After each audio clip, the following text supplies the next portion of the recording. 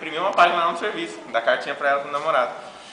Aí, meu, eu tava lá e tal, aí de repente eu entreguei os papéis pro embargador assinar lá, que tinha que assinar. Aí ele começou a ver os papéis assim e tal, aí ele gritou lá da sala dele com todos os funcionários assim, que é isso aqui? Oi, Mori? Oi, Mori?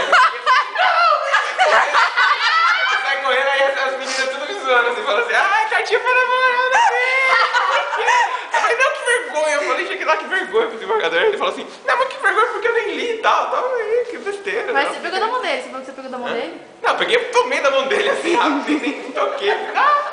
Tomei a cara. Legal. Aí eu fui lá esconder, fiquei roxo, vermelho. Tudo isso porque ele ficou com vergonha de uma menina, de mostrar. Eu fiquei com vergonha de Você mostrar? ficou com vergonha de guardar na gaveta quando pegou o papel?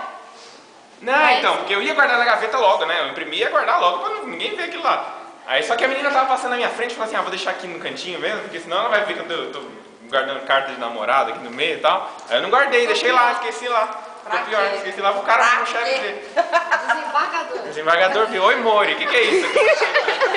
Aí, meu, Ele falou, achou que era... Aí no dia seguinte ele chegou assim, Eduardo fica escrevendo as cartinhas aí pra namorada, né? Tipo, me zoando assim, o outro me zoou, na boa, fazer o quê? Ele achou que era pra ele, não achou? Ele falou assim, achei que era pra mim.